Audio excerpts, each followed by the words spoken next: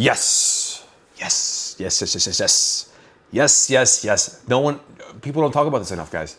What is up, y'all? Welcome to Caffeinated. Charlie William Parks here. Back to Natty Approved, our series in which we review some health, fitness, muscly things out there in the world, and we kind of determine, is this Natty approved? Should natties do this? Do we need to not be natty to benefit from it? Sometimes we do, sometimes we don't. Today, we got the man, the myth, the legend, probably the greatest classic bodybuilder of my generation, 6-time classic Mr. Olympia, Mr. Chris Bumstead. It's not Bumstead? Isn't he Canadian? Bumstead. Chris Bumstead? No, it's Bumstead. I feel like South Park had an episode on this. Chris Bumstead, a man that I'm regularly confused for on the street. People look at me and they say, aren't you Chris Bumstead? And I say, only in my dreams. Before we begin, if you guys enjoy this, if you like this, it would mean a heck of a lot to me if you'd like, subscribe, set notifications, leave me a comment.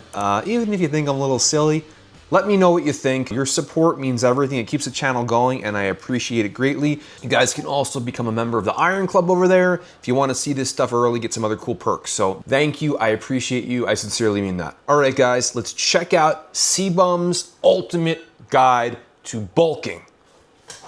Today I'm going to be going over the top questions people ask me on how to bulk.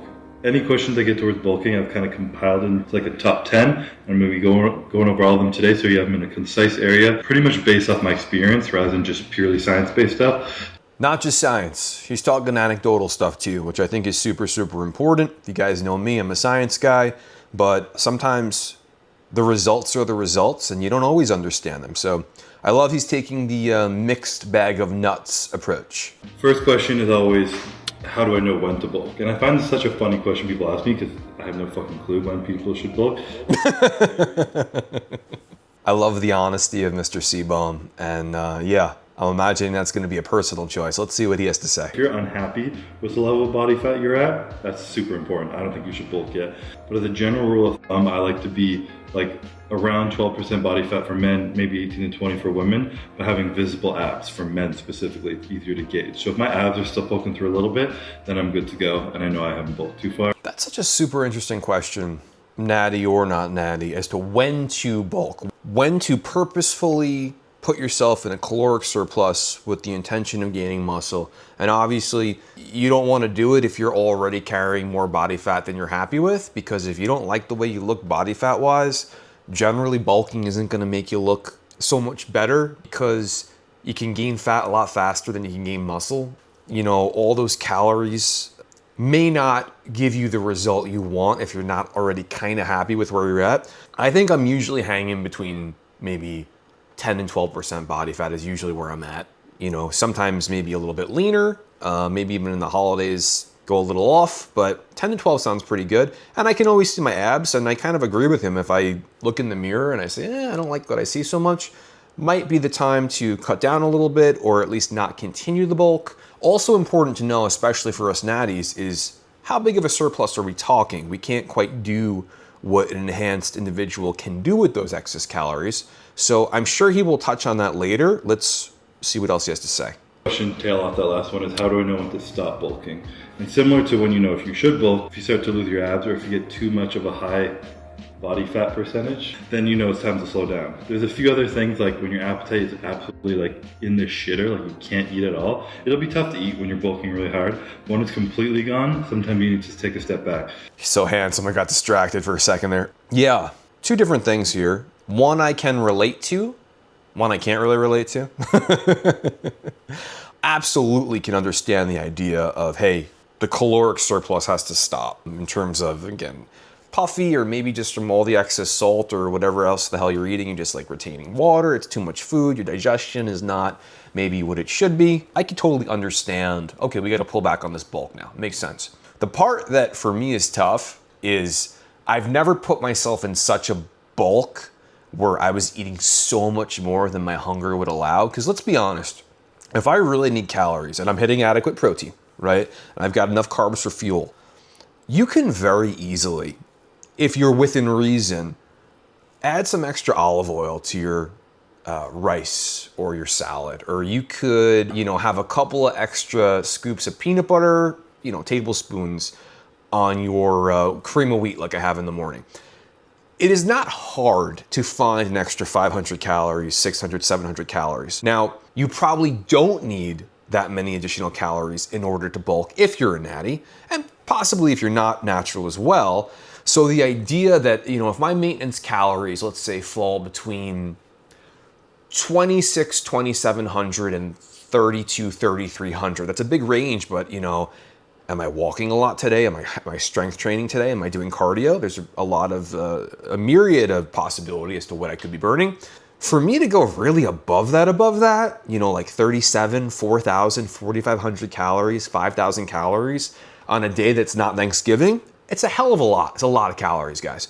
So I can't really relate to that part of not being able to get in an extra 200-300 calories because I'm never having that extreme of a surplus, because natty would not look good with that much of a surplus or feel good. If your lifts in the gym are plateauing, if your weight is stagnating, all these different things, it's kind of time to give your body a little bit of a break, whether it be for a week or a full cut. It kind of depends on your goals and situation, of course. But again, big thing is if you have some abs, you're still happy with how you look, you're not too fat yet, then you can keep pushing that weight. If you have some abs, call it vanity, call it, maybe just a marker that you can use.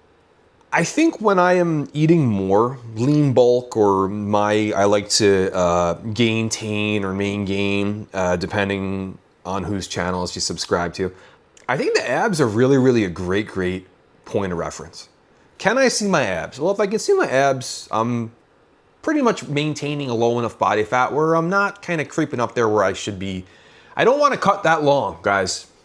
I don't want to need 3 months or 2 months to get to a place that I'm happy with. Not for me, not for Charlie. Maybe that's cool for you. Maybe you're a pro bodybuilder or you want to be a pro and you're like, hey, I'm going to bulk like crazy for this many months and then I'm going to cut for 5 or 6 months, because the cuts for natties are a lot longer to reach that level of leanness. That's cool if you guys want that. I never want to get too far away from where I feel good. And at the end of the day, I'm running around after kids. I do want to look okay on the beach. I'm moving. I like to jog. I like to play sports. I'm active. I like to bike, So for me to carry an extra 10, 15, 20 pounds of fat doesn't work with my lifestyle. Doesn't work for me. Could work for you. I wouldn't recommend that you go too far above where you're happy. And I also think using your abs as a guide, a signpost, super good idea, Chris. All right. How to start your base calories, macros, meal plan, whatever it may be. Eat more. The more you measure, the more you can manage, the more you can adapt, and you know what changes you're making are causing the changes in your body. So the most important step of starting anyone's fitness journey really is tracking everything you eat consistently and calculate the calories and macros on that. It's very easy to say to someone, I do diet coaching and friends, family, all that stuff. I want to lose fat. Well, okay, I could say to you, you're just going to have to move more and eat a bit less. And some people can wrap their head around that to a degree, and some folks don't, because they don't really understand what they're consuming. The same goes in a bulk, I think. I think if you don't really know what you're eating, it's very, very hard. And by what you're eating, I don't mean it's a friggin' bag of protein chips. I mean, if you don't really understand the caloric density of what you're doing, it's very hard to gauge where you're at in the bulk. And the reason I also would suggest tracking, especially if you're trying to bulk, is if you can gain weight and strength and you see good results in the mirror at a 300 or 200 calorie surplus, why the heck would you want to eat 500 or 600 calories if you're gaining with less? That means ultimately that you're going to probably put on less body fat, right? So if I can bulk and see results at 200-300 calories of a surplus, yeah, I might like eating more food, but if I have, fitness goals, I don't want to bulk at 1,000 calories a day, because the muscle, you ain't going to gain the muscle as fast as you're going to gain the fat. So really important what he's saying to track. Do you have to do it forever? You don't. Could you kind of learn about what you like to eat on the daily, measure that for, weeks to maybe a month, and then apply that going forward as to what your kind of meals are, and then, all right, I have an extra egg or two now to bump it up. Or, you know, maybe in the evening you remove some rice or a carb. You could do it that way, but I do think you need to track at some point for a duration of time so you have that quality reference. Typically, you'll increase by like 5 to 10, probably like 5%. I would say I usually go on more so like 300 to 500 calorie increase when I start a bulk. I think that's great. 5% for me of my maintenance is probably, do some quick math here, at most it's 150 calories, 5% for me. You know, if my maintenance is on an active day hitting around 3,000, then that's 150 calories. Not a huge bulk, guys. Not a huge bulk. I mean, if I'm active and, you know, 3,000 becomes 3,150, that's not too insane. He says he likes to go in 300 to 500 calorie increments. He's also got a hell of a lot more muscle than me. He's a lot bigger than me in terms of, you know, the muscle density. And I got a feeling he's got some other things going on that probably help that process a bit as well. So he's obviously enhanced. That's not news to anyone. So yeah, a lot of times when people think bulk, they think I got to cram down, you know, an extra 1,000 calories a day. You don't necessarily. And you could start at a much smaller place, see how your body responds. If your body's responding, save those extra calories. Then if you do it for 4, 5, 6 weeks and you're kind of like, you're not getting the result you'd like, take it up a little bit more, but listen to your body and use general rules of thumb, but you don't have to subscribe to them. So if I'm resting at 4,000, I'll go up to 4,500. And then from there, you can count your macros through that. Obviously, most important if you're trying to bulk, put on muscle, is protein. And you don't need quite as much protein when you're bulking because carbs are actually protein sparing. Yes. Someone just wrote to me in the comments about this whole protein thing. They didn't like that I said about a gram a day per pound of body weight. Because what if you want to gain all this weight or you want to lose all this weight? Charlie. Well, you just eat a gram a day your desired body weight. Now, I think the protein thing is so important. It is the fabric of our muscle. However, what he's saying is absolutely true. In the presence of carbohydrate, carbs are protein sparing in an energy sense because our body is going to want to grab the carb for fuel, which means the protein can do other things, hopefully, boom, working on these fellas. Now, if you're in a deficit, a lot of times people will up the protein for this reason as well. But he's saying to have a gram per pound of body weight. The only thing I'd add to that is for some of you folks who are super, literal, your desired body weight. So if you're 250 pounds and you're really carrying a lot of body fat, you don't have to eat 250 pounds of protein, I do not believe. If you feel like you would be really comfortable at 200 pounds or 190 pounds, you can eat 190 grams of protein, 200, see how that feels, see what happens. And, the same thing goes for if you weigh 130 pounds, you're a little bit of a string bean. I don't know if you want to weigh 200 pounds of muscle that you necessarily have to eat 200 grams of protein a day, but you can certainly eat more than your 130 grams if you weigh 130 pounds. So hope that wasn't too complicated. I think Chris is spot on. So I stick to a minimum of 1 gram per pound of body weight. Everyone knows that number. It's so simple. Just stick to it. Make sure you're at least hitting that. And that's what you prioritize. And then if I'm trying to hit 4,000 calories total, then I'm going to take 20 to 30% of that total caloric intake and make that into fat. 800. Quick math. So that would be 800 calories for me in fat. So then I have 1,000 calories of protein, 800 calories of fat, and then I just fill the rest with carbs. And then there's your macros right there. So what he's saying, just to maybe simplify a little bit, I think is really smart and really easy. Desired body weight in protein. If I'm 200 pounds, 200 grams of protein.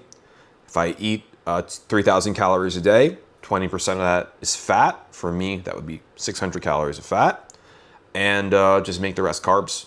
And you're giving yourself adequate protein to build muscle, adequate fat for both, I would say, hormone health, joint health, satiety, all that good stuff. Tastes delicious, good for your heart, and also ample carbs to fuel your workouts and your life with energy. So that sounds great. Definitely Natty approved. If you start to lose weight or you're not gaining weight fast enough, you add a little bit more calories, and then you keep those ratios the exact same. Typically, most people do that 20-30% fat. That's what's worked best for me. I enjoy eating a lot of carbs, not crazy amounts of fat. But also, as I get to the end of my bulk and I'm eating like 6,000 calories, I'll start to just cover things in olive oil just because I need anything to get those calories in. That's what I was saying earlier. If you want to get those calories in, just adding some fats or sauces or dressings can get the job done. Chris Bumstead's like my twinsy.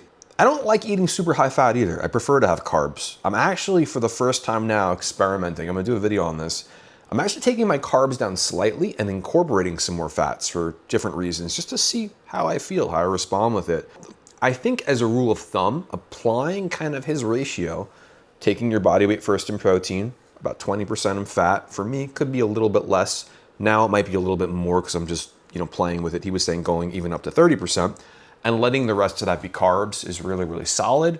I think for bulking, this works really, really well. I think if you were in a cut, you might want to adjust the caloric density of the fat a little bit, as long as you were hitting kind of the minimum that you need at least. You might not want to go so crazy with the fat, but if you can hang well with less carbs and you feel good doing it, to each their own, you gotta do you.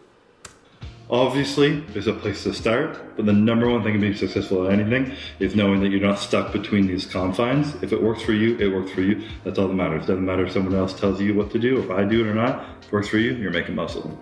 1000%.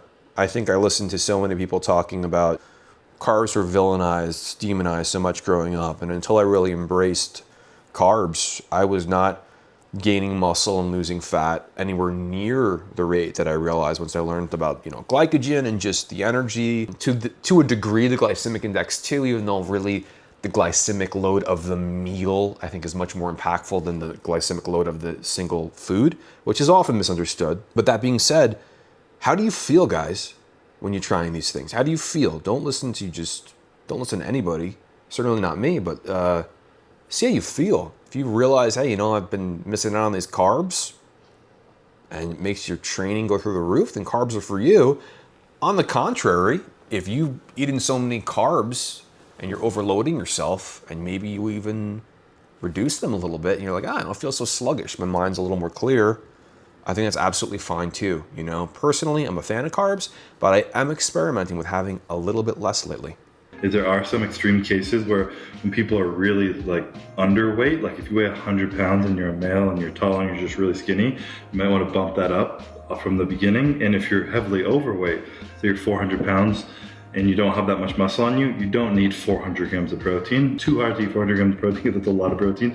Then bump that down to something that's a little bit more appropriate, what you would get through lean body mass. Have you ever tried to eat 400 grams of protein? It's a lot of protein. I think the most I've probably eaten in a day is probably close to 300, 275, 300, because I tracked stuff. Yeah, we talked about this before, guys. Desired body weight. Where do you want to be? Do you want to gain 30 pounds of muscle and you're $130? Eat, $160. If you're really, really overweight, if you're really, really carrying a lot of fat, you don't need to eat the 400 grams of protein like you said. So, common sense, a little bit goes a long way. Sprinkle a little in there. All right, next question is what type of food to eat? Cheat meals, clean bulk, or dirty bulk? Rule of thumb for this, in my absolute beliefs, is dirty bulk, like a Christina Aguilera bulk. That's what I always call it. I like to do a Christina Aguilera bulk. Whole foods are the most important thing. Something that grows from the earth, something that cavemen could eat, anything like that. Single ingredient foods are your best bet. This is because it's just normal food. Much easier for your body to digest. The more food you can digest and the nutrients you can actually absorb from it, the less you actually need to eat to get the same benefit out of it. Yes. Yes. Yes, yes, yes, yes, yes. Yes, yes, yes. People don't talk about this enough, guys. Your digestion is so critical to get the stuff in you. If you can't digest it well, you can't absorb it well. Now there's someone out there going, well, if I can't absorb it well, then I'm not gonna gain weight from it. I'm gonna get cut. That's my new way to get cut. I eat so much crap I can't digest well. I lose all this fat. Yeah, I don't know about that. Seems like you'd be kind of hijacking your body. But what he's saying is cleaner sources of foods, whole foods. He's clearly leaning into the clean bulk a little bit here. And you're gonna feel better doing it. You're gonna look better doing it. Because remember, guys, too, you're adding calories. You're gonna gain some fat on a bulk. The dirtier the bulk is, the more salt and sugar you have. Salt is not a villain, but there is a level of salt that may be too much. So the more salt and sugar you have, you're gonna retain water like crazy too. You're already eating more food, you get more food in you. If you guys wanna bulk, you probably wanna look a certain way. You get too friggin' big and you're gonna look like crap. Clean bulk, 1000%, totally agrees is the way to go. You can totally sprinkle in some foods in there you like. You know, have a cheat or a treat here and there, but the majority of the diet being clean is gonna help your digestion so much, which again, what's the point of eating 200 grams of protein if your body can't absorb enough of it? Be smart, common sense, eat whole foods the best you can. And even eating bad food causes inflammation in the gut, which slows everything down, slows your bulk down, your muscle gain down, causes inflammation in your joints, can start hurting you when you're in the gym, training. There's a cascade of effects that can come from that. Another amazing point that I did not even think of is the inflammation that isn't just in your body and how you look, you know, I'm still vain, but your joints too. You're lifting stuff, you're moving heavy weights, you're bulking. Now is the time to kind of go out and grow a little bit. And you don't want inflamed joints. That's no bueno. That can end up like with a herniated disc like Charlie had a few weeks ago. Wasn't an issue of inflammation though.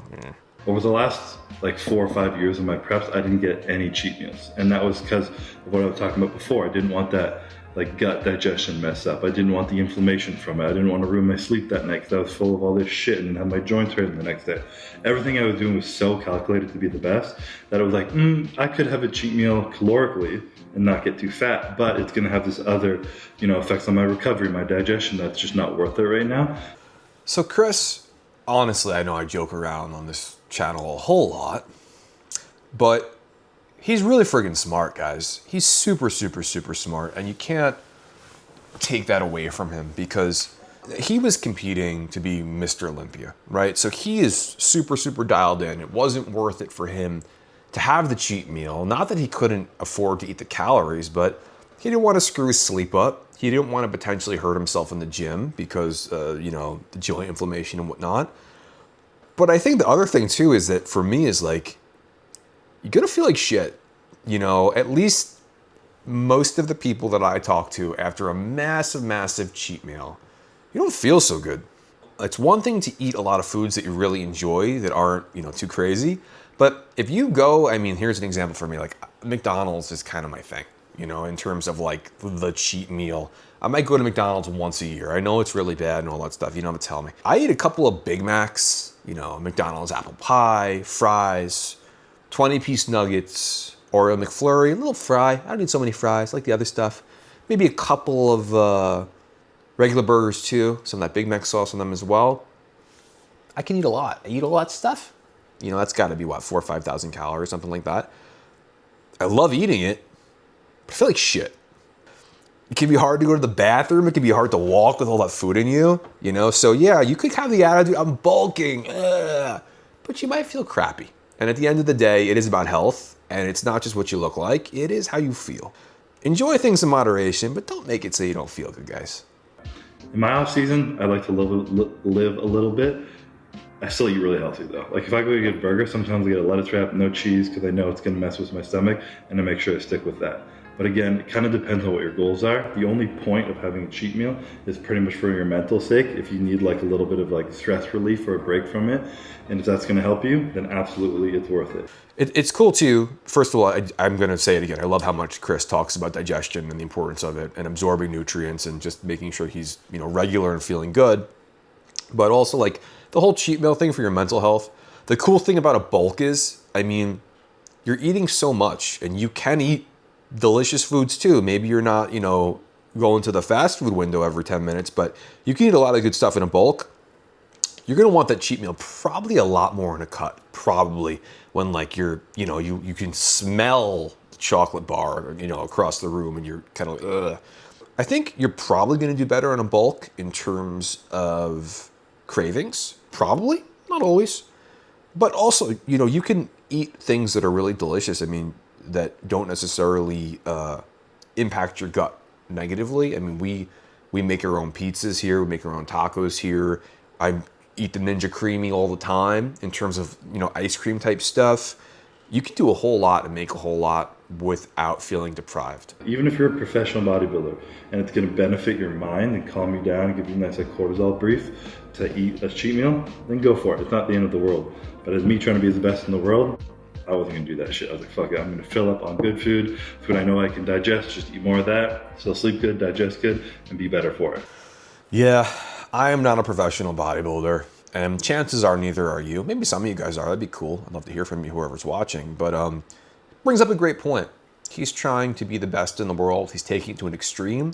Obviously, bodybuilders in general, in terms of, he's not natural, using drugs and stuff like that. He's taking things to an extreme, and you may not want to do that. You may want to take things a little more moderately, but I think what he's saying is, if you're in prep, and your mental health can really use it, get rid of some of that cortisol, go for it. However, you also, if you're dieting and you're trying to lose fat or gain weight or whatever it is, and you need a break, sometimes it's worth, recharging a little bit, taking a break. Always give yourself grace. So I like that he says that as well. And even now, as a retired bodybuilder, I'd be less strict on doing something like that myself. He just said it too, in terms of being retired, not trying to win his 7th Olympia title, which I'm not convinced he's not gonna make a special appearance at some point because he's so freaking great. But he's saying even now being retired, he's not as strict with himself. And honestly, God bless him. Enjoy life, Chris. You're a cool guy. Clean bulk versus dirty bulk. I would say people with dirty bulk are just people who don't understand the in-depth, minutia of how important every little thing is to your body. So I just think it's just kind of the easy way up. If I need to get some calories in, I'm gonna throw some shitty food down. He's 1,000% right. I think it's lazy. I think it's often foolish. The other thing too is you're kind of deceiving yourself a bit with the dirty bulk, because you're gonna gain weight a lot faster eating crap, but a lot of it's gonna be fat. A lot of it's going to be sodium, which is going to become in sugar, which is going to become water weight. Oh yeah, the scale is going up, not the way you want. The other thing too is, and I wonder if he'll touch on this, the bioavailability in crap food of protein, the bioavailability of the protein is not great. A lot harder for your body to use that protein and create the muscle than it is in quality food sources. So if I'm eating junk and I'm eating all these calories of junk and my body can't really make muscle out of it as well, because I have to eat more protein now because I'm not eating a good quality source of protein, I kind of feel like you're robbing Peter to pay Paul, and you're deceiving yourself, because Paul is going to get paid either way. I don't think that makes sense, but you know what I mean. I just don't even recommend dirty bulking. Throw in your cheat meals if you really want them and need them, but clean bulking is the way to go. We're not just trying to get jacked. You want to take care of your body. And when you build that healthy relationship with food, that you're nourishing your body, you're fueling your body, you're putting good food in your body because you care about your body. I ate a whole bronzino. I went out to dinner with the wife and kids. Got a whole bronzino the other night with the eyeballs and everything. I'm flipping it around. Then you pull the head off with the bones. It comes off, leaves you with this beautiful fillet. Just be careful with the little bones, guys, but so delicious. This little fish over there is nice. It also makes it easier to diet, because then you're not craving shitty foods when you're dieting, because food isn't just like a obsessive, I can have it now or can't have it now. It's actually something that you appreciate, and you're putting good things in your body. It's so funny that he said that. I'm so far from a competitive bodybuilder, or certainly, the greatest, one of the greatest in the world. But I feel the same way very often, where if I'm cutting, I just like to be able to eat more of what I'm already eating. And I think it's really, really good to get enjoyment out of food. Eat foods you like. Find a way to make the macros work where you can look forward to things. However, I think it's really cool to look at food as sustenance and fuel for whatever you want to do in life. Enjoy it, but realize, hey, if I put together this meal a certain way, that other goal I have, be it, triathlon, business, being there for my kids, doing this with my wife, or helping my community, whatever the heck is important to you, this is fuel for that. It's like you're putting that in your gas tank, And I think so often we think of what we want to eat, what we don't want to eat, what we're in the mood for in terms of taste, which is fantastic, good stuff there. But if you really look at, okay, this piece of lean beef is going to help me put on muscle. This drink is hydrating, which is going to help me sustain energy, or even the carbs. Some people are afraid of carbs. I'm not. But in terms of in the morning, my cream of wheat, I know within a few hours, that's going to be fueling my workout or my day, or me just taking care of my kids, So I think it's really cool to be enjoying food and to look forward to it, and the taste, the culture, the social effect, great. I think also when you really think about, this is not just something for pleasure. This is also something that is going to give me the gift of energy. It can change your approach to food and make this stuff a lot easier. He's saying he didn't even want those crappy foods when he was feeling so good about what he was eating. He just wanted to eat more of what he already likes. I think it's very telling, especially coming from someone as successful and awesome as this guy. Like when I was a 21-year-old, trying to put on as much muscle as possible, I remember putting on like 20 or 30 pounds one off season, probably more than that. And I was like 270 plus pounds. Midday, I was like 275-ish, and I dieted down to 220, and I was like eating shitty food, messing up my digestion, didn't care because I was 21 years old, and I was just pushing things. My before and after pictures that you guys maybe see on the gram or whatever, or Facebook, it was like 220, 230, 275 pounds. He's a little taller than me, but could you imagine? Just be all fat. It looked terrible. I could never bulk to that. It looked insane. You wouldn't even see more muscle. You'd just be like, what did he eat, a bear? It looked terrible. So this is kind of again back to when you should stop bulking. If you're a bodybuilder, you really only need to go like 10% over your weight.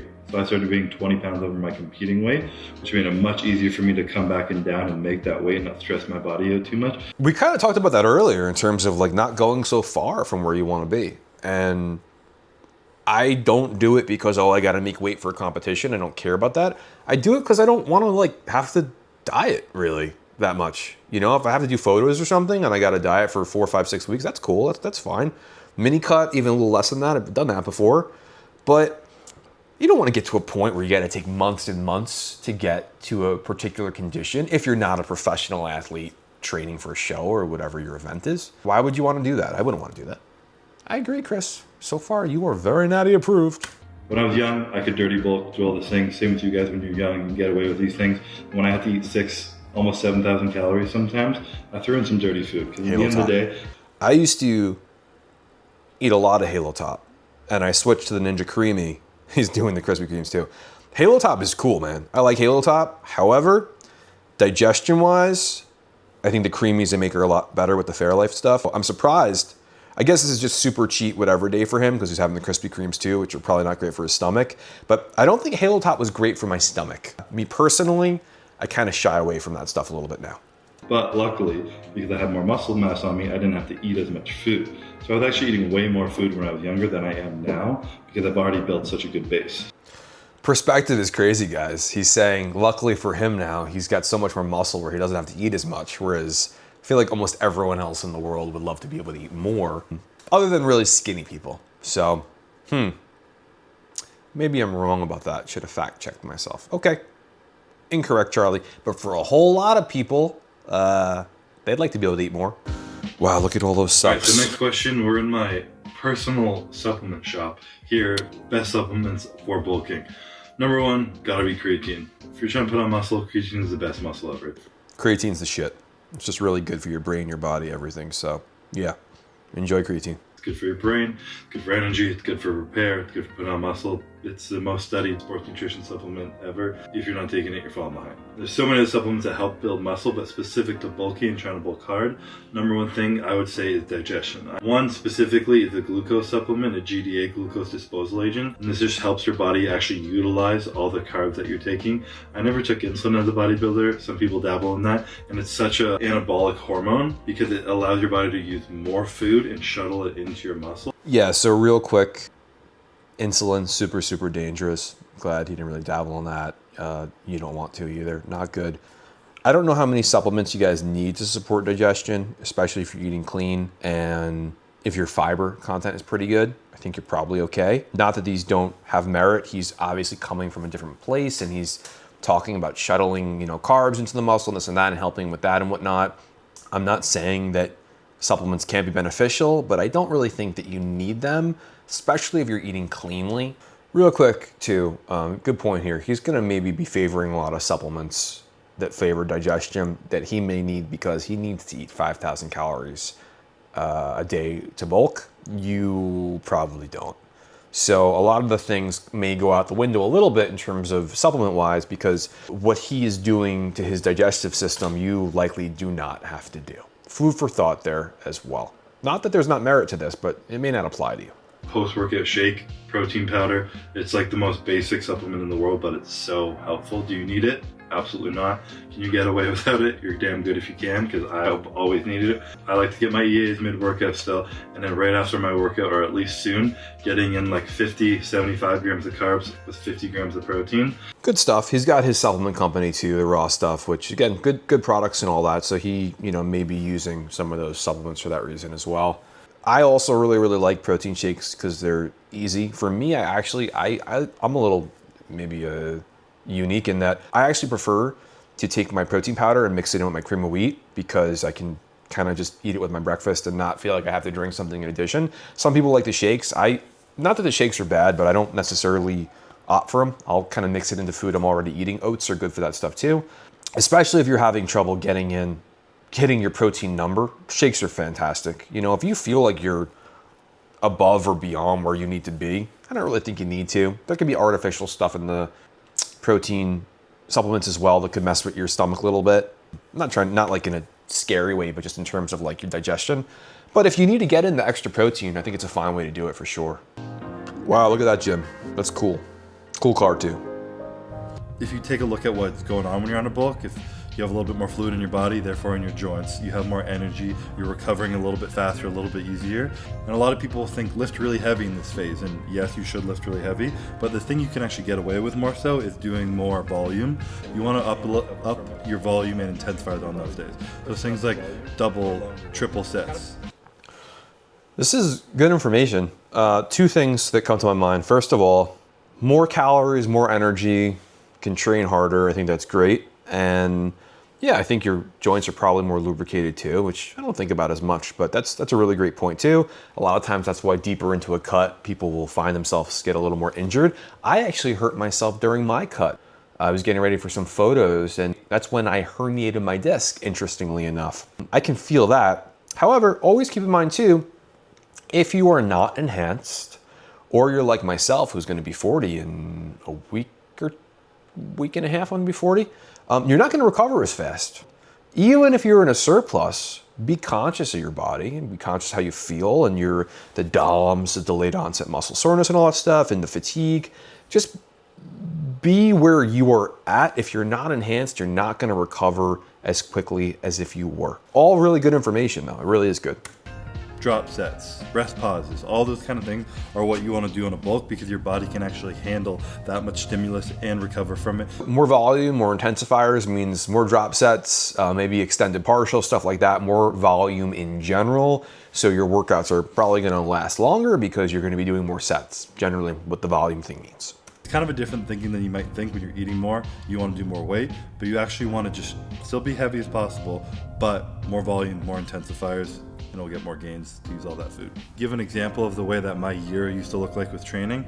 If I would take some time off, which I would be in right now post-Olympia if I were competing again, give my body a break to kind of recover, get back into it. I gave myself a chance to kind of come down a little after my last Olympia too, so you're not alone there, Chris.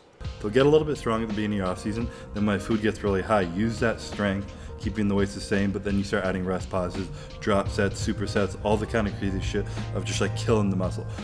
It is likely my arm with you got to kill the muscle.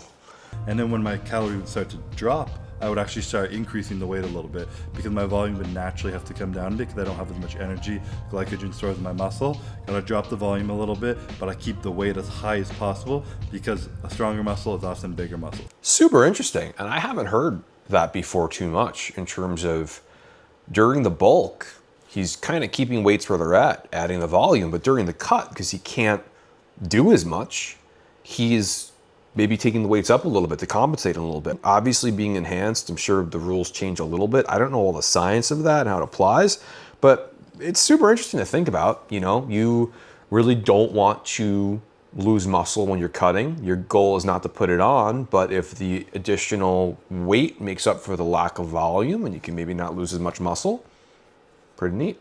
All right, next question. Should you do cardio on a bulk? Like I said, everything is person specific, but if I had to give an overarching answer, it would be yes. For many reasons, especially as a bodybuilder, the bigger you get, you want to take care of your heart. Obviously, cardio is a way to have the best heart health. He's completely right, and I'm really glad he said that. They say 150 minutes of cardiovascular activity a week or something like that. 1000% you should be doing cardio, whoever you are, wherever you are. If you can, you should do it. Unless you have something going on with yourself physically where a doctor's telling you it's not safe to exercise, do cardio, always listen to your doctor. But cardio is so important for your health, your movement, your energy. It can help your appetite too, which is, again, with me, I've done other videos talking about how running would generally make me very hungry, whereas walking on an incline was better for fat loss for me because I wasn't quite as hungry, not to mention the joint stuff and the heavy eccentric. He's totally right. You should be doing cardio. You want to stay healthy, and not to mention, you know, you don't want to be winded in the gym lifting weights if that's your goal. Super important. I'm glad he said that. And he's right. And yeah, if you want to be able to eat more too, that's another benefit. So it's really nothing to be afraid of. A lot of people are like, I'm trying to eat huge. I don't want to do cardio because I don't want to sacrifice gains. That's complete bullshit. Unless you're running marathons, biking 2 hours fasted, or doing anything, you're not going to be losing any muscle. You're doing a 10-15 minute walk after every single meal that you eat. You're not going to burn through the food that you ate. I promise you're not even going to be close to it. But what it is going to do, get your digestion going. In terms of walking after meals, I've heard that a bit too in terms of digestion. So good stuff. Sometimes you eat a lot and you just want to lie there and you feel like crap, like after Thanksgiving you just want to pass out. But if you actually go for a walk, your body will start moving that food through you quicker, and then you can eat again quicker. It's going to help your insulin levels, which will help your body uptake the food better. So there's a lot of benefits that come into it. I did this naturally one Thanksgiving. I had eaten so much that day. I was so uncomfortable. I ate way too much. I went overboard, folks. And I remember that Thanksgiving when everyone else was eating dessert, I couldn't. And I went in the living room and I was just, or the den or maybe whatever it was, I was just walking in circles. Just literally walking in circles. I don't think I realized at that moment I was probably helping digestion a little bit, but in retrospect I was. And my body was naturally just like, you have to walk, you have to walk, you have to walk to get this to start moving. I was so uncomfortably bloated. So I don't really recommend you do that either. That's not cool, but I do like the idea of moving after eating to support digestion. So that's Charlie approved. So cardio, good for your heart. It's actually going to help you eat more, and it just helps move the food through you. Isn't there a rhyme about beans, good for your heart? The more you eat them, the more your heart health is great. I think that's the rhyme. In the years where I didn't do cardio, but I ate as much as I could, my appetite wasn't as good, and I put on fat quicker. Not muscle, but fat. When I was doing a good amount of cardio, I could eat more, I felt better, and my body was utilizing it for muscle better than it was at adding fat. He brings up so many good things in this video, and this is actually, try to be to each their own person and try to understand where different people are coming from. But some of you guys, the fear around cardio is insane. And some of you guys think you're gonna do a leg workout, and then if you go for a walk later in the day, you're gonna lose your gains. It's foolish. It's not the case. And you have someone who is one of the best ever telling you that he did better competing with the cardio than he did without it. And I don't look like him, and likely neither do you. I think the fear around cardio, to his point, yeah, if you're going for a 2-hour friggin' triathlon bike ride or whatever the hell it is, and you're not eating and all this, that's gonna affect your gains, right? Now you're really getting the dual signals that are conflicting that we hear about so much. But in terms of cardio and muscle gain and whatnot, cardio is great. And if you wanna be super smart, just separate it from your strength training, guys. If you train, like I did a leg workout yesterday, and maybe 2-3 hours later, I sat on the bike. I wasn't racing, but I sat on the spin bike for a little bit and got got my heart going a little bit, and you should think of your health too, guys. So he's absolutely right. And I love that he's not just saying, oh, you should do this. He's actually saying, I did this in my prep for my Olympias, and I did better with the cardio than without. So it's freaking cool. Whether you're skinny, fat, whatever. If you're skinny as fuck, do less cardio. If you're fat, do more. If you're skinny as fuck, less cardio, that's exactly correct. Don't overthink it, but focus on your heart. Chris Bumstead's Guide to Bulking. If you're skinny as f, do less cardio. End, mic drop, boom. All right, so another question I always get asked is around how fast should you gain weight? How do you know if you're getting too fast or too slow? In the range of 0.2 to 2 pounds a week is like good. It's great for gaining muscle. Again, that could be from a beginner to someone who's advanced. So when I was young, and I was like 18 years old training, I could probably put 2 pounds of muscle on if I really bulked and trained hard and went efficient, and it would life. It was incredible. It was amazing. And now, over the last 4 years, I've maybe put on 4 pounds of muscle doing what I've been doing. And I've been struggling to do that. That is incredible that he said that. Now, he is younger than me. I'm going to be 40. I've been training probably longer than him. I think I started training. I think I've been training for almost as long as he is alive, I think. But he's saying in the last 4 years, he's put on maybe 4 pounds of muscle. So guys, if you're not advanced, if you're a newbie, if you don't lift, good news, you can put on a lot of muscle. Are you going to put on 2 pounds of muscle a week? No. I don't think you're putting on 100 pounds of muscle in a year. I would say no, that's not going to happen. However, you could definitely put on significant muscle in a short period of time. I think the question is, kind of like he said, how long have you been doing this for? I've been training now for, geez Louise, 28, almost 29 years. So I've been training for almost 30 years. So for me, how much muscle can I put on? Let's say I have the ability to put on as much muscle as Chris fucking Bumstead, which is a joke, but let's just say. And let's say he's put on 4 pounds of muscle in the last 4 years. Well, do the math, guys. It ain't a pound a month. I'm not putting on a pound of muscle a month. That's a lot of friggin' muscle, 12 pounds a year. You have, if I showed up my next video with 12 pounds more muscle, you'd be like, what the fuck is Charlie on? It's a lot of muscle, guys. When we break down what a pound of muscle is, about 3,500 calories and all that stuff, or what you need to create a pound of muscle, not actually exactly 3,500, but it's in that ballpark. You don't need to eat that much of a surplus, guys. You don't need to. So I think what he's saying is super, super accurate. And yeah, I mean, be real about the mirror too. And look, you see the scale go up that much, and if that corresponding muscle isn't there, you're probably gaining fat, which means you might want to pull back on the bulk a little.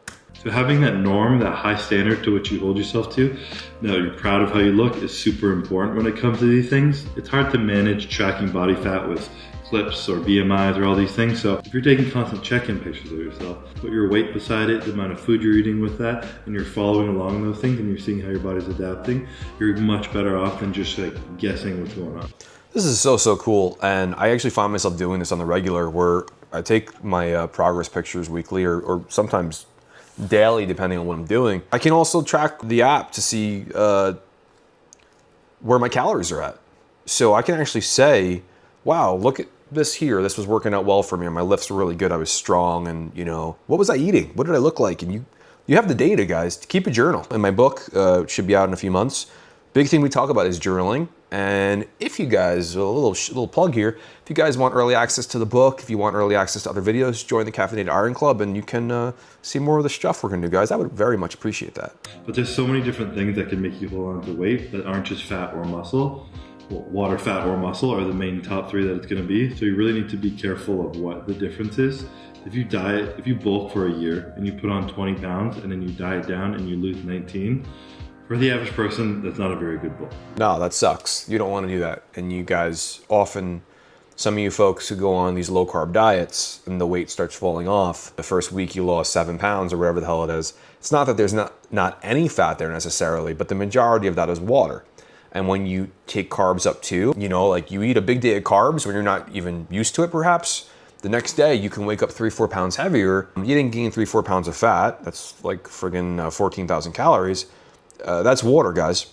Same goes for sodium. And if you're using creatine too, and the muscle, most of it, though it's intracellular, the muscle is going to soak that up as well as the glycogen. So he's absolutely right, which is why what he said earlier is even so much more important, in that how do you look, how do you feel, and those progress pictures, really, really important too.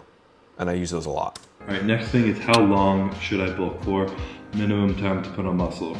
If you put on muscle, you put it on muscle. But there is the longer period of time you're holding it, the less likely you are to lose it when you cut really hard. Super, super good advice. And also for you natties that are watching this, it is harder to gain muscle and lose fat and do all this stuff without sports supplements, enhanced sports supplements like steroids.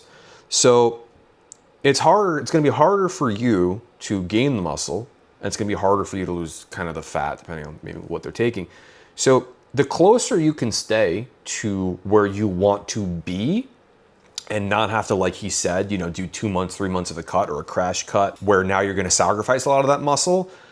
I think the closer you can be to your baseline and nudge it, unless you're a competitive athlete, I understand that's different. If you can keep nudging your baseline up in the way you want to be, which is kind of a main gaining thing, which just means your surplus isn't crazy, guys. That's all it is. You're not going for a crazy surplus. That's all it really means. And you can keep your body fat relatively stable. It's going to creep up a little, but if it's relatively stable, I think you're going to do a lot better as a natty versus these crazy swings where your body's just going to have to kind of keep guessing. So start something and commit to it and understand what your goals are. If your goals are to put on muscle, but you hate when you lose your abs, then do a really slow, long bulk, very slow increase of calories. Make sure your abs are staying there. Stick to training your abs, stick to doing your cardio, eating good food, no inflammation. You won't hold on to much water. You won't look as chubby. You will feel better. All these different things. What he just said, you know, bad news for you guys who don't like the gaintaining. That's literally gaintaining. Small surplus, watch the abs. I mean, that's what gaintaining is. Main gaining, whatever the hell you want to call it. All right, last question and another big one, crucial one. I've been here. What if I can't eat enough? And how to increase my appetite. This is where he tells you to smoke a lot of pot. I know it. He's like, you gotta go roll your own ganja. That's what he's gonna tell you. Don't do that. You shouldn't do that. Not good for you. There's a reason why. People aren't just, that word hard gainer, people are harder than gaining than others, but there's no hard gainer who can't eat and gain weight. It's complete bullshit. You just have to do it, and it takes a long period of time. So the biggest thing is, I think, honestly, is like I mentioned, the cortisol, sleep, recovery. If all that stuff is on point, your body can take in food. You can't overemphasize the importance of sleep, right? So sleep right there, super, super, super important for almost anything you want to do. If you want to improve almost everything in life instantly in terms of how you feel and what you want to do, energy and all that stuff, how you look, sleep's a phenomenal place to start. It's interesting because I've dealt with anxiety and like panic attacks and stuff like that for a really long time. And in terms of the eating part, when I would have like bad anxiety, I really can't eat. And then I feel like when the anxiety would dissipate a bit, I couldn't stop eating sometimes. So that cortisol effect is really, really interesting. And I also find it so interesting that he was saying in prep, which is obviously tough for a bodybuilder, it was minimizing that stress that helped him win Olympias, which also seems really true. You know, I feel like in life, the more you can kind of minimize stress and make the best of things and kind of control your sails in that storm a little bit, can definitely win you championships if you're Chris Bumstead. That's the biggest thing, especially post-workout. When you're training, you're at a high level of stress, which is important. You're putting your body through stimulus. And the quicker you can switch your body from fight and flight into rest and digest, the better you're doing. It's one of the neat things too about when, you know, you're a professional bodybuilder, not that you don't have other responsibilities. He does, he's a businessman too and things like that, but you, that's kind of your job. You're training, and hence your recovery kind of becomes your job. You know, not everyone, you know, if you're doing your training in the morning before you have to go to work, your training may be the most relaxing part of your day before you start the commute and all the other craziness. And if you can minimize stress, I think the idea is to minimize stress as much as you can within reason, but you know what, it's not a perfect world and you gotta meet people where they're at. So high fat, whole food, high protein breakfast. Start getting your carbs in around your workout. Bulk of your carbs would be pre and post workout. I could handle them pre and didn't make me tired, so it was completely fine. And then some points in the day, have a massive smoothie. I liked having mine later in the day. It's interesting because he's saying his breakfast is this, and he's pulling out carbs, having high fat, high protein, but he's not training after breakfast. He's saying his pre-workout and post-workout meals are both containing carbs. For me, my breakfast is my pre-workout. So I train earlier in the day. So for me, cream of wheat, whey protein, a certain cereal I put on it called 7 Sundays.